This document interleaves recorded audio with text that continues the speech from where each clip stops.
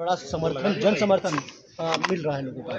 हम 17 तारीख को लखनऊ से चले थे आज कल शाहजहांपुर पहुंचे हैं और आप देख सकते हैं लाखों की तादाद में लोग हमारा स्वागत कर रहे हैं और बड़े काफिले के तहत इस यात्रा का समर्थन करने का काम कर रहे हैं। अभी देखा कि पिछली बार समाजवादी पार्टी और बीएसपी का गठबंधन हुआ था, लेकिन बीएसपी ज्यादा बाजी मार रही है। तो लगता है कि आपको दलित वोट है वो कन्वर्ट हो पाएगा समाजवादी पार्टी? बिल्कुल हो पाएगा। अभी उपचुनाव के अंदर दलित समाज ने जिस तरीके से अखिलेश यादव जी की पीडीए की विचारधारा को बढ़ाने के लिए वोट किया है, निश्चित रूप से 2024 में भारतीय जनता पार्टी को हराने के लिए दलित समाज समाजवादी पार्टी के पीडीए को समर्थन करेगा और अखिलेश यादव जी को मजबूत करेगा। जिस तरीके से देखा गया है कि ईवीएम को लेकर जो सवाल उठे हैं, क्या समाजवादी पार्टी सहमत है कि ईवीएम सही काम करती है? ईवीएम के अंदर पूरे भारत के मतदाताओं को संदेह है और इस बात को भारतीय निर्वाचन आयोग को देखना चाहिए। अगर भारतीय मतदाता वो एक निष्पक्ष लोकतंत्र की बात करते हैं, निष्पक्ष वोट की बात करते हैं, अगर वोट देने के बाद वोटर को संदेह है तो इसके लिए निर्वाचन आयोग को समझना चाहिए और उसके ऊपर ध्यान देना चाहिए। कांग्रेस भी अपनी भारत जोड़ो यात्रा चला रही है और आप भी अपनी पीडीए यात्रा चला रहे हैं, क्या मानते हैं दोनों में समानांतर कितना अंतर है और कितना अलग है? हमारी लड़ाई यहाँ बाबा के बुलडोजर और बाबा साहब डॉक्टर अंबेडकर के संविधान के बीच में है और बाबा साहब के संविधान को बचाने के लिए आंदोलन है। आज जिस तरीके से भारतीय जनता पार्टी तरह तरह की योजनाएं चला के भारतीय संविधान को खत्म करने पे तुली पड़ी है, जिस तरीके से भारतीय संविधान के खिलाफ वो काम कर रही है, ये उसे बचाने के लिए है।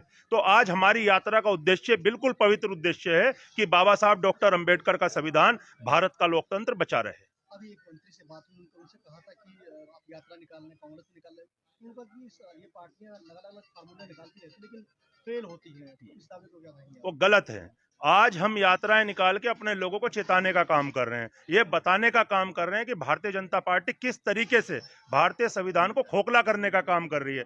आज अगर वो हमारी यात्राओं की बात करते हैं तो वो जिस तरीके से अपनी यात्राएं निकालने का काम करते हैं, छोटी छोटी जगहों पे सरकारी मशीनरी का उपयोग करके वो जिस तरीके से यात्राएं करने का काम कर रही हैं, जिस तरीके से वो कार्यक्रम करने का काम कर रही हैं, वो अपनी गरवान में झांकने का काम करें, फिर हमारी यात्रा के बारे में बात करें। राम मंदिर में प्राण प्रतिष्ठा होनी है, इसको लेकर आपके जो अध्यक्ष उन्होंने भी मना कर दिया है, मना कर रहे हैं, क्या इस पर? हमारे अध्यक्ष जी ने मना नहीं किया है।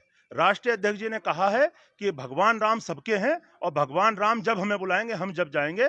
जो उनके पास न्योता आया था उन्होंने कहा कि मैं अपने परिवार के साथ राम के दर्शन करने आऊंगा। तो मौका लगा तो आपकी पीढ़ी यात्रा जाएगी? नहीं, बिल्कुल जाएगी। अगर ऐसा कभी हमें मौका मिलेगा और वो लोग जिस तरीके से राजनीतिकरण कर रहे हैं राम मंदिर का, अगर वो उसे बंद कर दें तो निश्चित रूप से पीढ़ी यात्रा राम मंदिर में राम मंदिर के दर्शन करने जाएगी। परिवहन मंत्री ने कहा है अखिलेश यादव को लेकर कि जो राम के नहीं वो किसी के नहीं हो सकते। हमसे ज्यादा, माननीय अखिलेश यादव जी से ज्यादा शायद ही राम को कोई मानते होंगे, शायद ही भगवान श्री कृष्ण को कोई मानते होंगे। और हमारे जो नेता हैं अखिलेश यादव जी, वो पीडीए को भगवान मानते हैं, वो भारतीय संविधान को भगवान मानते हैं और भारतीय संविधान के साथ चाहते हैं कि भारत के प्रत्येक नागरिक को उसकी हिस्सेदारी सुनिश्चित हो मिले।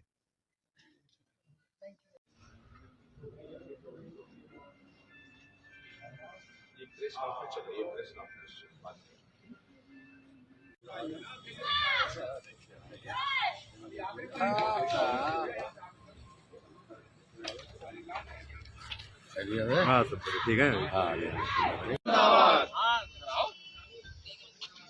हाँ मेरी लाल यही बगल में हो जा, बगल में।